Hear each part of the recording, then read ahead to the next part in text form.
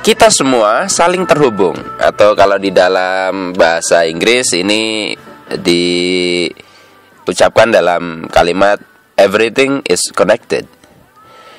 Teman-teman, seorang pakar fisika yang sangat terkenal di dunia sains ya, tentu Anda pernah dengar nama ini, yaitu Albert Einstein.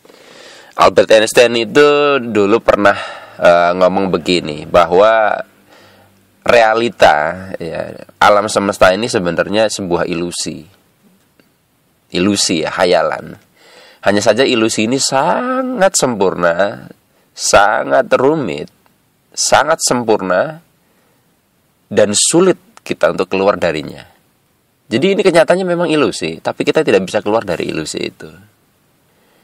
Kalau Anda mimpi kan Anda bisa bangun ya. Ibaratnya ini kita sedang mimpi, tapi kita tidak bisa menyengajakan untuk keluar gitu loh, kecuali posisinya Anda nanti mati ya. Anda akan bisa melihat bahwa ini sebenarnya ilusi. Nah, apa sih ilusi yang akan kita bahas pada kesempatan kali ini? Ilusi yang akan kita bahas adalah ilusi yang bernama keterpisahan segala sesuatu. Teman-teman, secara indrawi mungkin Anda melihat saya dan Anda dan benda-benda di sekeliling, ada tembok, ada hewan, tumbuhan, dan segala sesuatu terpisah dengan Anda. Itulah ilusinya.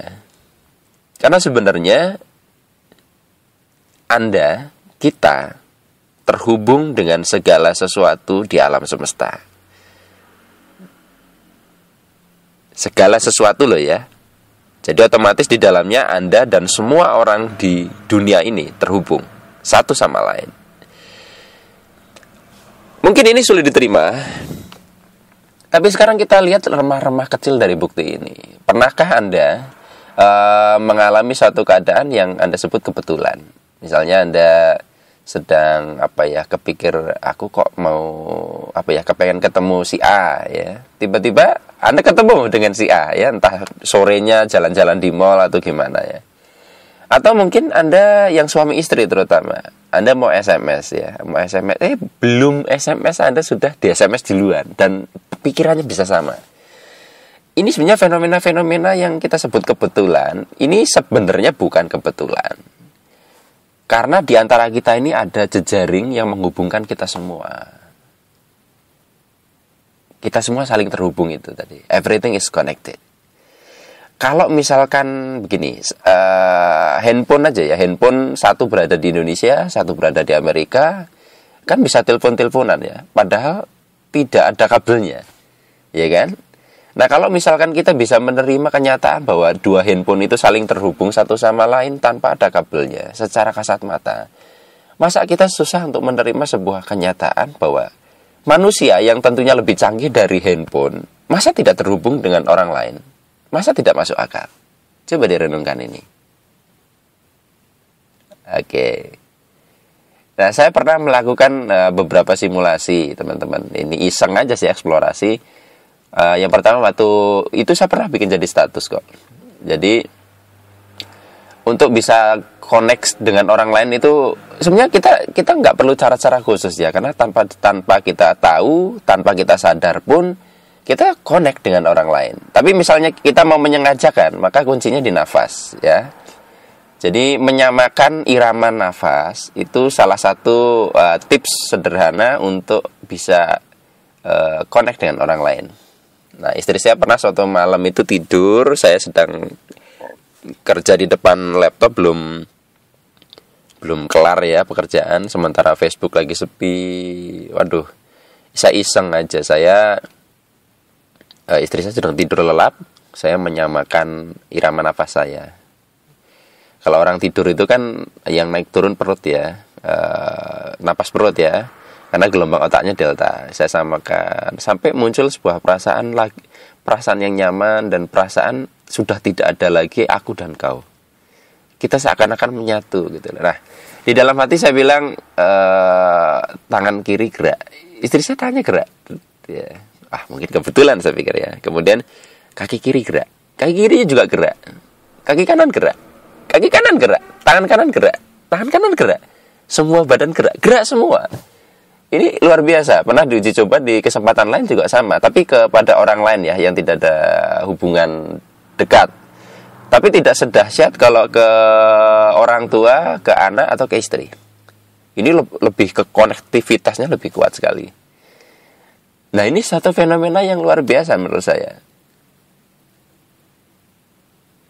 Nah, kemudian contoh yang lain, saya pernah melakukan simulasi di institusi pemerintah. Ada seorang bapak-bapak yang nanya, mungkinkah pesan pikiran kita diterima orang lain? Oh iya, sangat mungkin. Kemudian saya minta beliau membuka handphonenya, mencari nama seseorang di daftar handphonenya yang ada beberapa kriteria. Tidak boleh orangnya punya janjian dalam waktu dekat, tidak ada di ruangan itu, kemudian masih hidup dan tahu nomornya dia.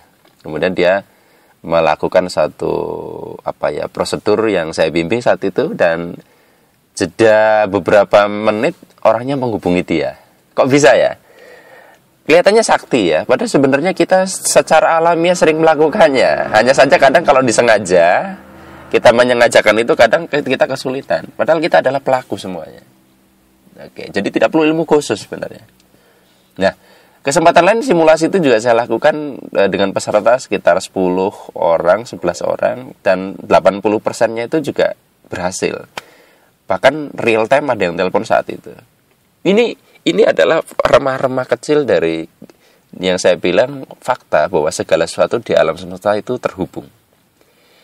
Oke, mungkin ini susah diterima ya. Anda masih mengatakan ini kebetulan atau masih berpikir ini mistik. Sekarang saya mau cerita dari sudut pandang sains. Tahun 1982 ya, jadi ada satu hasil penelitian yang menggemparkan dunia ilmiah abad 20. Penelitian ini dilakukan di Universitas Paris yang dipimpin oleh Alain Aspect. Hasil penelitian yang dilakukan Alain Aspect ini memisahkan dua elektron di jarak yang sangat jauh. Dan ternyata tidak peduli jaraknya mau 10 miliar mil, mau 10 mil, mau 100 mil. Ketika satu elektron itu diberikan treatment, diberikan stimulus, maka pasangannya ya, elektron yang di seberang sana jauh tidak terkira itu merespon juga seketika, seolah-olah dia mengetahui apa yang terjadi dengan satunya. Ini membuktikan bahwa kedua elektron itu terhubung. Bahkan para ilmuwan mengatakan bahwa segala sesuatu di alam semesta sebenarnya satu, karena sangat cepat sekali, tidak ada delay. Komunikasi yang terjadi antara dua elektron ini melebihi kecepatan cahaya. Berarti ini satu kesatuan. Nah, kalau elektron itu begitu perilakunya, sementara manusia juga tersusun dari atom, di dalamnya ada elektron juga, berarti logis toh bahwa kita pun sebenarnya terkoneksi dengan cara yang kurang lebih sama.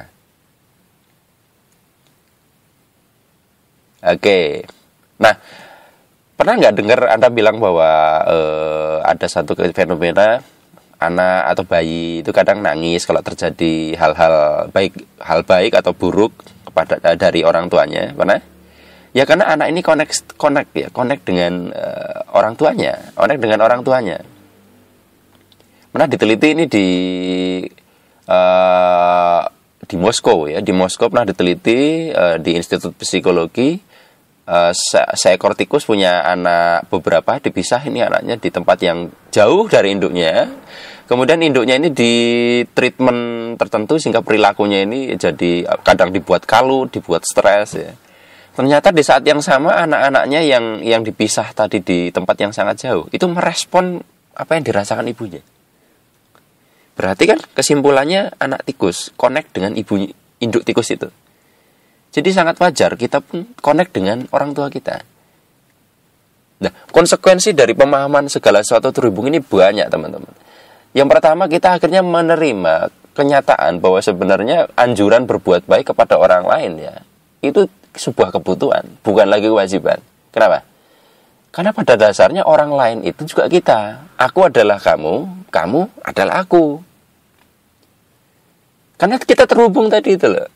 Jadi kalau saya sedekah kepada Anda sedekah kepada saya, misalkan kita memberi kepada orang lain, kita sebenarnya sedang memberi kepada diri sendiri.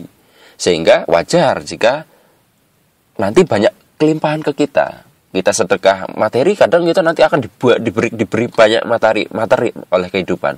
Karena memang kita sedang memberi ke diri sendiri. Kita juga dianjurkan tidak membuka aib orang. Kenapa? Aib orang itu sebenarnya aibnya kita juga.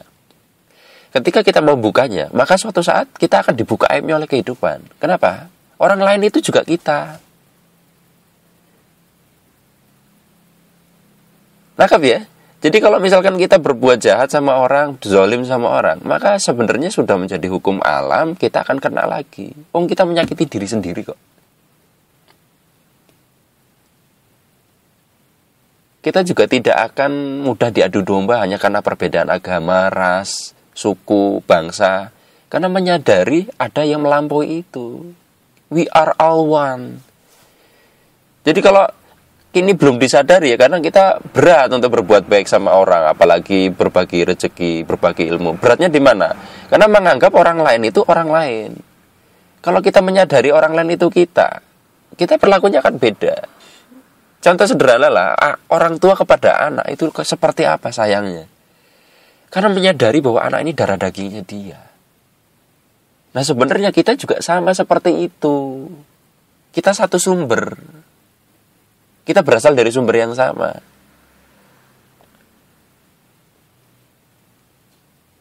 Oke, sampai di sini bisa dipahami. Ya.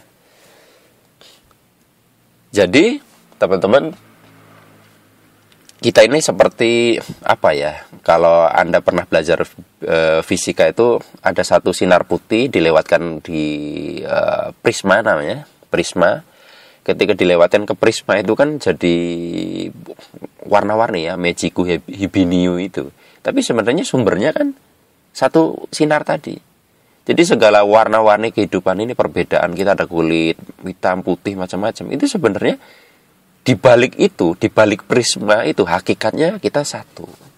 Kita satu, otomatis karena kita satu, kita saling terhubung satu sama lain.